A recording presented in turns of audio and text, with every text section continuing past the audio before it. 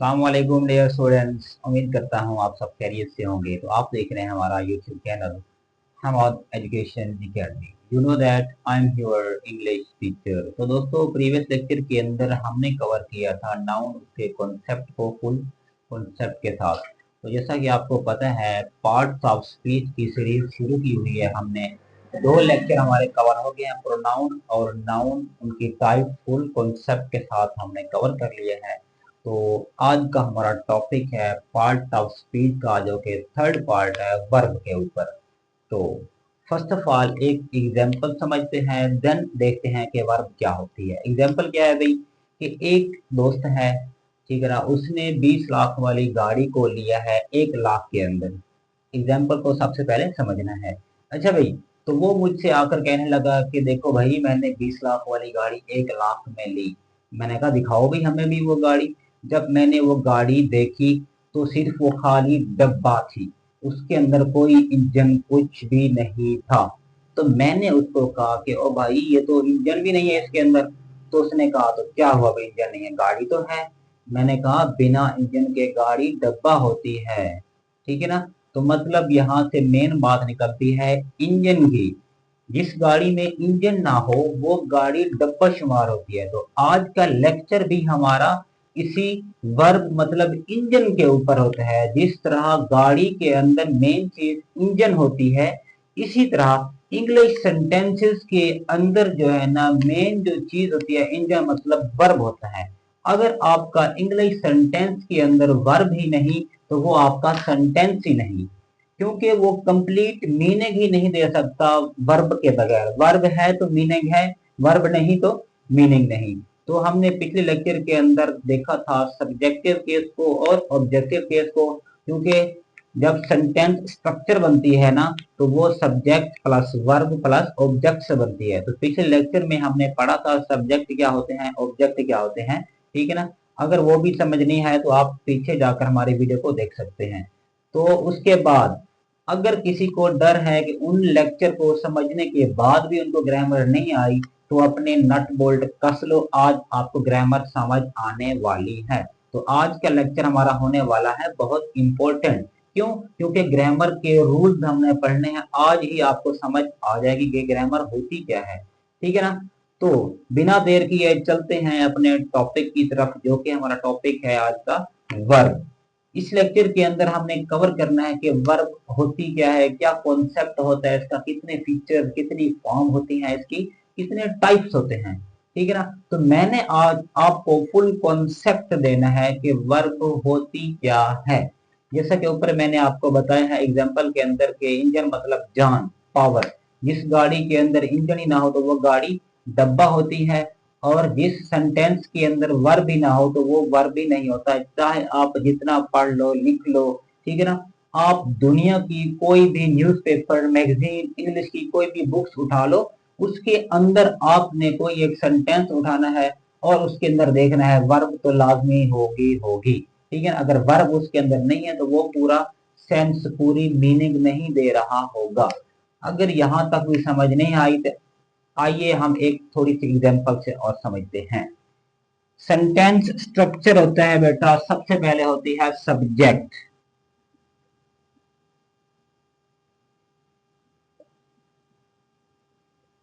Subject के बाद होता है हमारा वर्ब, उसके बाद होता है हमारा ऑब्जेक्ट। रटना बिल्कुल नहीं है, यहां से कॉन्सेप्ट लेकर जाओगे आप, ठीक है। ये है हमारी सेंटेंस स्ट्रक्चर।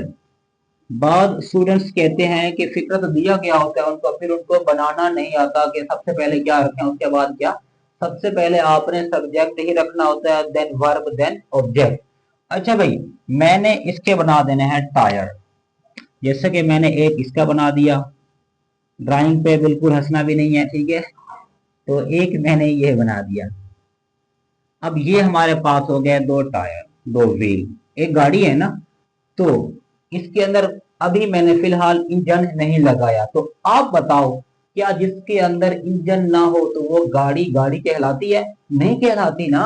आप सिर्फ धक्का लगाते रहोगे सारी जिंदगी। अब मैंने इसके अंदर थोड़ी सी चेंजिंग करके मैंने लगा दिया इंजन। वर्ब जो हमारा है वो इंजन ही है ना, मेन काम है। लो जी, ये हमारा हो गया इंजन। अब ये जो गाड़ी जो है ना, गाड़ी नजर आ रही है, ठीक है ना, क्योंकि इंजन आ गया मतलब जान आ गई गाड़ी के अंदर, अब ये हमारी गाड़ी काउंट होती है। तो कहने का मतलब ये है, मैं इतना कह सकता हूं ना कि वर्ब हम क्यों समझ रहे हैं, किस लिए समझ रहे हैं, टेंसेस के रूल जो बने हैं वो भी इसी वर्ब की बेस के ऊपर बने हैं, ठीक है ना। अभी डेफिनेशन को मैंने नहीं पढ़ाया आपको, डेफिनेशन देखेंगे फिर हमने आगे इसको करना है डिस्कस, ठीक है ना। इस ड्राइंग से आपको इतना तो अंदाजा हो गया होगा कि वर्ब हमारे लिए कितना इंपॉर्टेंट है। इंजन है तो गाड़ी है, मतलब वर्ब है तो सेंटेंस है, वरना कोई सेंटेंस नहीं है। तो इसीलिए छोटी गाड़ी के अंदर छोटा इंजन लगता है, बड़ी गाड़ी के अंदर बड़ा इंजन लगता है। तो आज मैंने आपको बनाना है इंजीनियर, ठीक है। अब देखते हैं भाई कि इंजन के साइज में भी डिफरेंस होता है, कुछ इंजन हमारे छोटे होते हैं, कुछ हमारे बड़े होते हैं, कुछ बहुत बड़े होते हैं, ठीक है ना। एग्जांपल ले लेते हैं हवाई जहाज की, एरोप्लेन की। अगर देखा हो तो उसके अंदर तीन तीन इंजन लगे होते हैं, कितने भाई, तीन इंजन। तो उसके बाद अगर बस की एग्जांपल ले लो, उसके अंदर एक बड़ा सा इंजन, ट्रक होता है उसके अंदर अपनी हिसाब के मुताबिक इंजन। स्कूटी जो आजकल आई हुई है ना, उसके अंदर अपना इंजन लगा होता है, उसके ताकत पावर के हिसाब से लगा होता है ना। तो मतलब जितनी पावर तो आपको इंजन चाहिए होता है, आप उतना ही लेते हो। आइए अब इसी इंजन को हम अप्लाई करते हैं अपनी इंग्लिश के ऊपर। इंजन को नहीं भूलना आपने, ठीक है ना, इंजन को नहीं भूलना। लेट्स स्टार्ट कि what is definition of verb. The words which shows the action or state of being। Words, letters, हरूफ जो शो करते हैं, जाहिर करते हैं किस चीज को, एक्शन को। जैसे रजनीकांत के एक्शन होते हैं ना, ठीक है, उसके एक्शन और स्टेट ऑफ बीइंग। तो उर्दू के अंदर इसका मतलब ये होगा कि किसी काम के करने या होने को जो दिखाता है वो हमारा वर्ब कहलाता है। समझ आई, नहीं आई? मतलब जो भी सेंटेंस के अंदर हमारा काम हो रहा होगा और उस काम के करने या होने को जो बताती है वो हमारी क्या कहलाती है, वर्ब कहलाती है, ठीक है ना। तो इसी एग्जाम्पल से समझते हैं, मजीद हवाई जहाज वाली इंजन वाली एग्जाम्पल से समझते हैं कि हवाई जहाज के अंदर मेनली हमारे तीन इंजन लगे होते हैं। अभी हमने इसकी टाइप्स पढ़ी है कि टाइप्स कहां से निकल कर आई। मैंने फुल कॉन्सेप्ट के साथ बताना है आपको, ठीक है ना, फुल कॉन्सेप्ट के, रट्टा बिल्कुल नहीं लगाना, ठीक है ना। टाइप्स इसकी कहां से बनकर आई, कैसे आई, अभी इसी हवाई जहाज वाली एग्जांपल से हम समझते हैं। अच्छा भी देखा, उसके होते हैं तीन मेन इंजन। एक होता है बड़ा इंजन सपोर्टेड, और एक होता है मेन, और होते हैं दो उसके जो पंखे लगे होते हैं, ठीक है ना। पंखों को जो रन कराती है ना, छोटा सा इंजन लगा होता है उसके साथ। अब उन दो पंखड़ियों को जो रन करती है, ठीक है ना, स्टार्ट कराती है, तो उसके लिए क्या बड़ा इंजन की जरूरत होती है? नहीं भाई, छोटा सा मैं स्पोर्टेड इंजन भी लगा सकता हूँ उनके साथ, जिसका काम क्या होगा, सिर्फ उन दो पंखड़ियों के लिए होगा। बाकी जहाज को उड़ाने के लिए क्या होता है भाई, हमारा क्या होता है, बड़ा इंजन, मेन इंजन लगा होता है। तो इसी इंजन से हमने इनकी टाइप्स को निकालना है, ठीक है ना, कॉन्सेप्ट के साथ समझना है भाई।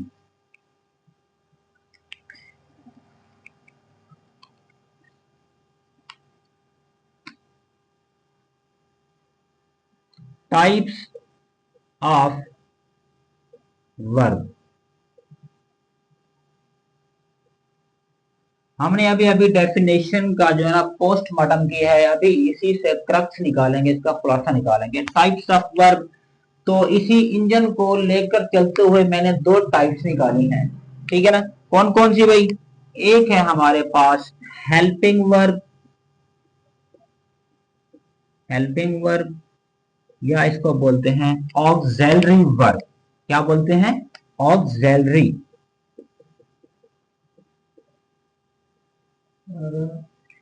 अब दूसरी हमारे पास टाइप है जिसको बोलते हैं एक्शन वर्ब।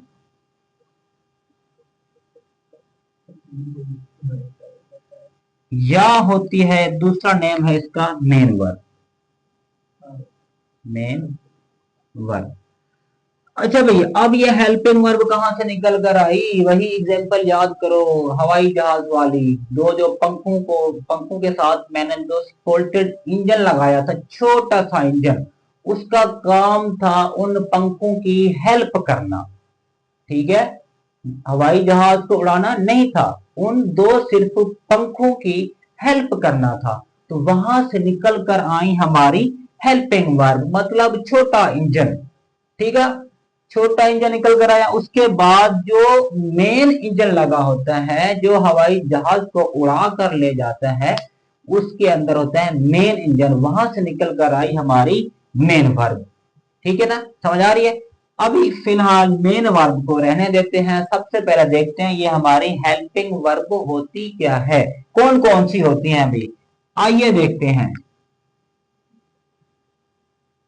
हेल्पिंग वर्ब हमारी होती है डू, बी और हैज।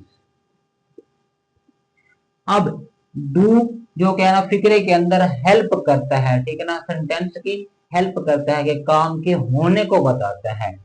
उसके बाद बी की होती है, फिर कैटेगराइज करते हैं बी को, इसके अंदर, एम के अंदर और आर के अंदर, वाज और वर्ब भी होता है इसके अंदर, ठीक है ना। अब हेल्पिंग वर्ब का मतलब क्या होता है, सॉरी यहाँ पर हेल्पिंग वर्ब लिखना है, ठीक है। हेल्पिंग वर्ब का मतलब क्या होता है, ये किसी काम के होने को बताते हैं, ठीक है ना, किसी काम के होने को, किसी चीज के होने को जो बताए, वो हमारा हेल्पिंग वर्ब, मतलब छोटा इंजन होता है। हैज होता है वो होता है किसी चीज के पास होने की सूरत में, विल शैल बी इसी के अंदर आ जाता है। अच्छा भी एग्जाम्पल से समझते हैं इसको बारी बारी। जैसा कि एग्जाम्पल है, I am a doctor, I am a doctor. अब मैं एक डॉक्टर हूं, मतलब इज का मतलब होता है, एम का मतलब होता है हूं, जो है हूं, होने की सेंस को बताए, वो हमारी हेल्पिंग वर्ब होती है। अब आप कहते हैं कि सर सेंटेंस के अंदर वर्ब ना हो तो वो सेंटेंस ही नहीं होता, इसमें कहाँ है वर्ब। और भाई वर्ब वर्ब होती है, चाहे वो हेल्पिंग वर्ब हो, चाहे वो एक्शन हो, चाहे मेन हो, कुछ भी हो, वर्ब वर्ब होती है। अब ये बताओ, क्या मैं इस एम को वर्ब कह सकता हूं? हाँ बिल्कुल कह सकते हैं। कैसे? क्योंकि ये किसी के होने को बता रही है, मैं क्या हूं, डॉक्टर हूं भाई, ठीक है ना, ये होने के सेंस में बता रही है। मतलब ये कौन सी हेल्पिंग वर्ब हुई, सॉरी कौन सी वर्ब हुई, हेल्पिंग वर्ब हुई, छोटा इंजन हुआ हमारा, ठीक है। इसी तरह she is a teacher, she is a teacher, वो क्या है, वो टीचर है भाई। अब फिर भी ये देखो किसी के होने को बता रही है, कौन है भी, वो एक टीचर है। अब इस हमारी क्या हुई, वर्ब हुई, लेकिन कौन सी, हेल्पिंग वर्ब हुई। मान रहे हो ना ये सारा कुछ, के फिक्रे के अंदर वर्ब का होना लाजमी है, ठीक है ना। इसी तरह हैज है, आई हैव अ मार्कर, मेरे पास मार्कर है, ठीक है ना। I have a white board, I have a mobile phone, ये किसी चीज के पास होने के सेंस की बता रही है, सेंस को बता रही है कि हमारे पास इतनी चीजें हैं, पड़ी अवेलेबल हैं। तो ये हमारी जो किसी काम के होने को बता रही हो, वो हमारी होती हैं हेल्पिंग वर्ब। एक नेम आपने और सुना होगा, जो कि होता है मॉडल वर्ब्स। इसको रेज करना पड़ेगा, जगह थोड़ी है, ठीक है। ऑक्सिलरी चलो लिखा रहा है क्योंकि ये टाइप्स के अंदर आ जाता है। मॉडल वर्ब्स का नाम सुना होगा, बाद आप उसको मॉडल पढ़ते हैं, मॉडल गलत, मॉडल्स वर्ब। ये भी क्या होता है, हेल्पिंग वर्ब्स में इंक्लूड होते हैं। कौन कौन से होते हैं भाई, कैन हो गया, कुड हो गया, मे हो गया, माइट हो गया,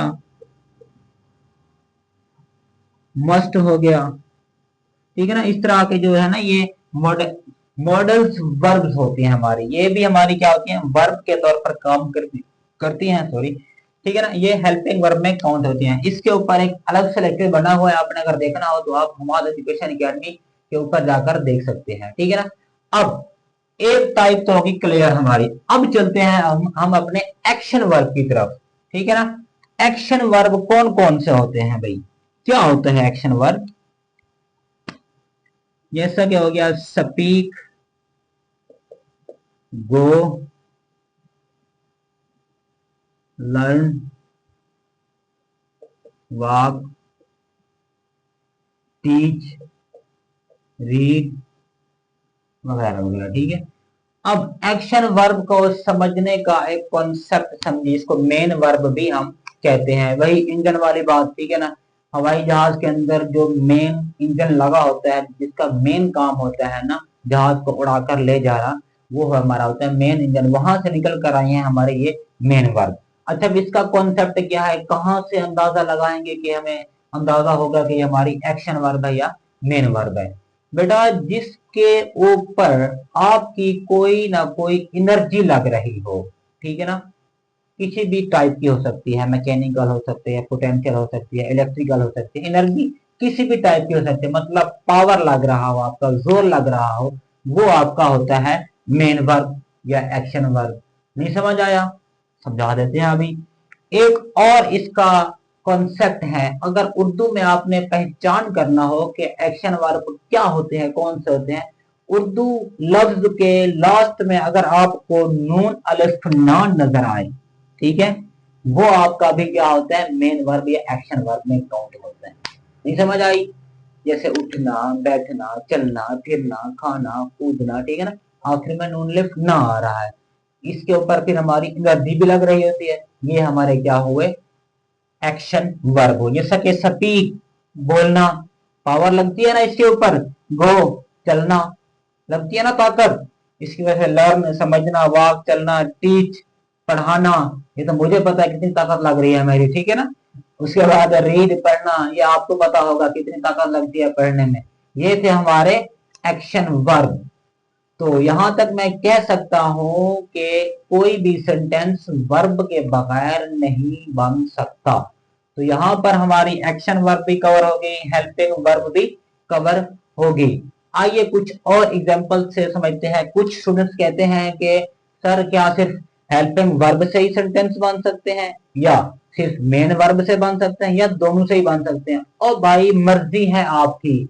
आइए एग्जांपल से समझते हैं। अगर इसका स्क्रीन शॉट लेना हो तो आप लोग ले सकते हैं, हमने चलना है आगे इसको रेड करने के बाद। अच्छा भाई, कुछ एग्जांपल सामने समझना है कि जैसा कि ये 3 एग्जांपल सामने समझना है कि वाकई वर्ब लगनी चाहिए नहीं लगनी चाहिए। नीचे शुरू करना, अली इज इन लाहौर। अब आप बताओ ना, इसके अंदर क्या बताया जा रहा है, अली इज, अली लाहौर में है, मतलब होने की सेंस को बताया जा रहा है। तो इसमें क्या हुआ हमारा, ये इज वर्ब हुआ, लेकिन कौन सा कॉन्सेप्ट याद करो, इंजन वाला, छोटा इंजन जो हेल्प करता था, किसी चीज के होने को बताता था। तो ये इज हमारा क्या हुआ, हेल्पिंग वर्ब हुआ। ठीक है, तो अली वेंट टू लाहौर, अली लाहौर गया।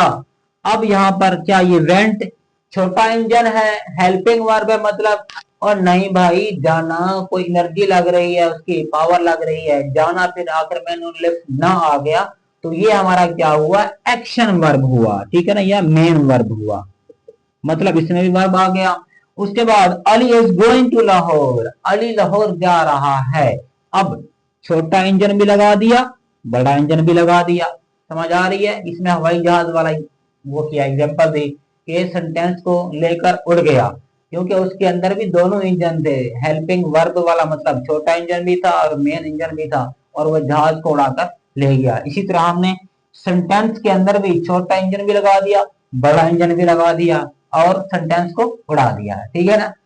तो यहां से इतना अंदाजा हो गया होगा आपको कि सिर्फ हेल्पिंग वर्ब से ही सेंटेंस नहीं बनता, मेन वर्ब से ही नहीं बनता, दोनों से भी क्या होता है, बन सकता है। मतलब सॉरी, मतलब अगर हेल्पिंग वर्ब आ जाए तो सेंटेंस बन सकता है, मेन वर्ब आ जाए तो भी बन सकता है, दोनों आ जाए तो भी बन सकता है। Is it clear? आपकी मर्जी है, लेकिन वर्ब का होना लाजमी है। अब हम चलते हैं एक्शन वर्ब की कुछ टाइप्स के ऊपर, ठीक है ना। एक्शन वर्ब की 2 टाइप्स हैं, उसको देखते हैं कि वो कौन सी होती हैं। अच्छा भाई, अब चलते हैं मेन वर्ब की टाइप्स की जानिब, जो कि मेनली हमारे पास है 2, ट्रांजिटिव और इनट्रांजिटिव वर्ब।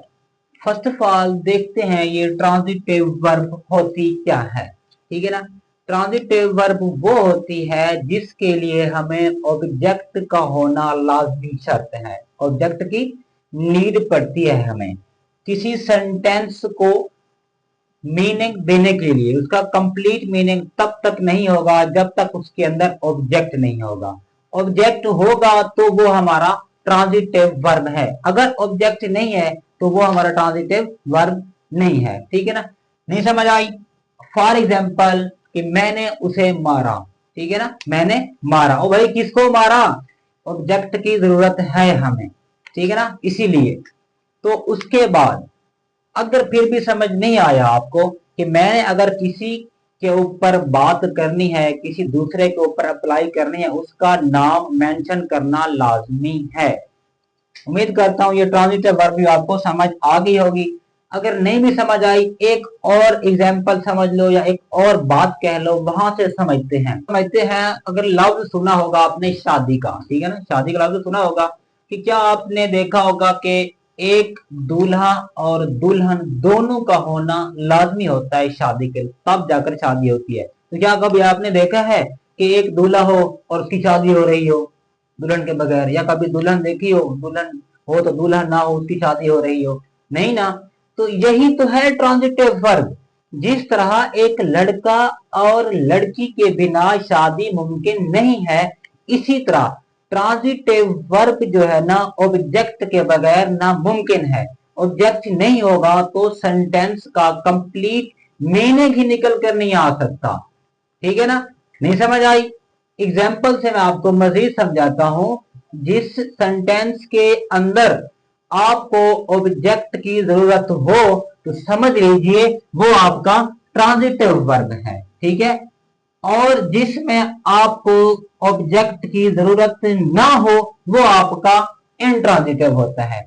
मजीद एग्जाम्पल से हम समझते हैं इसको। जैसे कि शी लव, वो मोहब्बत करती है।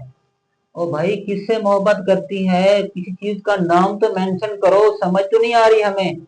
आप खुद बताओ, आपको फिक्र की समझ आ रही है? मीनिंग दे रहा है? नहीं दे रहा ना। बताओ किससे मोहब्बत करती है? अपने कुत्ते से मोहब्बत करती है, किसी आइसक्रीम चीज से, किसी अपने वालिद से, अपनी अम्मी जान से, किससे मोहब्बत करती है? किसी इंसान से करती है, ठीक है ना।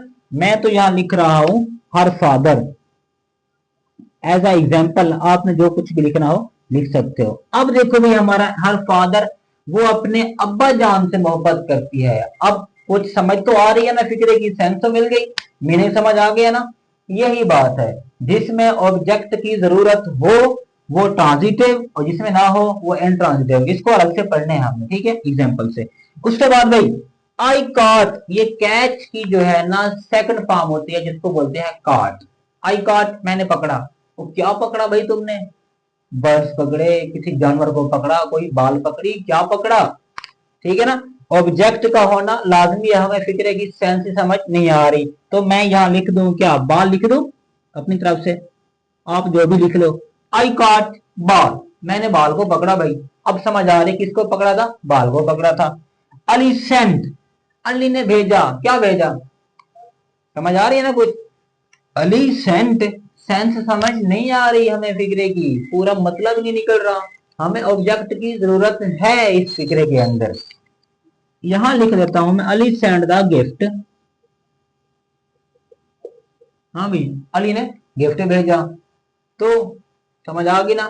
तो उम्मीद करता हूं यहां पर आपको ट्रांजिटिव वर्ब की समझ तो आ गई। तो यहां पर मैं कह सकता हूं कि ये जो हमारी वर्ब हैं, लफ्ज हो गई हमारी, काट होगी, सेंट होगी, ये हमारी कौन सी वर्ब है? ये हमारी है ट्रांजिटिव वर्ब, ठीक है ना, जिसको ऑब्जेक्ट की जरूरत पड़ती है, ठीक है ना। ऑब्जेक्ट की लोड पड़ी, लाजमी शर्त है कि ऑब्जेक्ट इनके साथ आएगा तो ये कंप्लीट मीनिंग देंगे, अदरवाइज नहीं देंगे, ठीक है।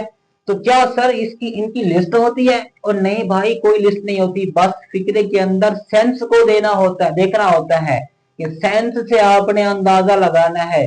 अगर ऑब्जेक्ट की जरूरत है तो समझ लो ट्रांजिटिव है, अगर नहीं है, कंप्लीट मीनिंग दे रहा है विदाउट ऑब्जेक्ट के, तो आपका इंट्रांजिटिव है। तो अब चलते हैं अपने इंट्रांजिटिव की तरफ।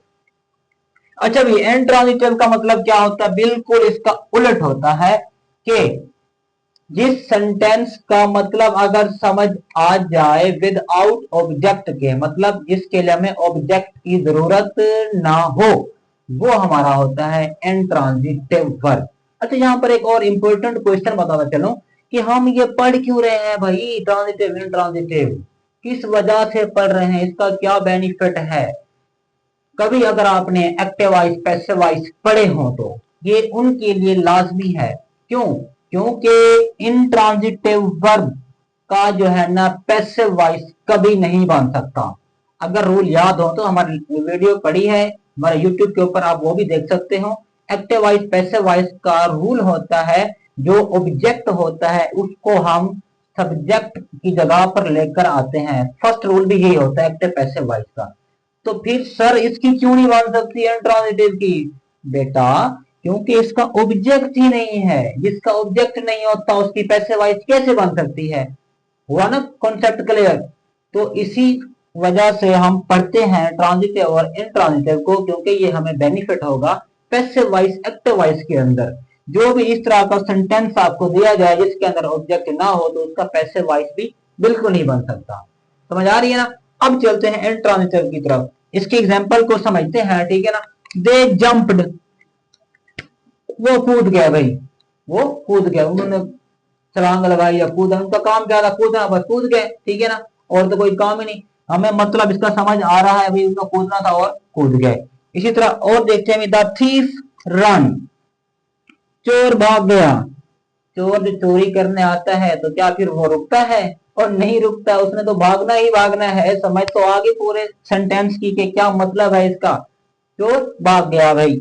शी सैंग, उसने गाया, गाना गाना था, गा लिया बस। तो मतलब इसके अंदर हमें ऑब्जेक्ट की जरूरत नहीं पड़ रही, हमें पूरी की पूरी सेंस मिल रही है। तो मतलब ये हमारे क्या हुए? इंट्रांजिटिव वर्ब हुए। अच्छा, तो कुछ हमारी वर्ब ऐसी होती हैं जो कि ट्रांजिटिव भी होती हैं और इंट्रांजिटिव भी होती हैं। कैसे भाई? इसको थोड़ा साफ करना पड़ेगा।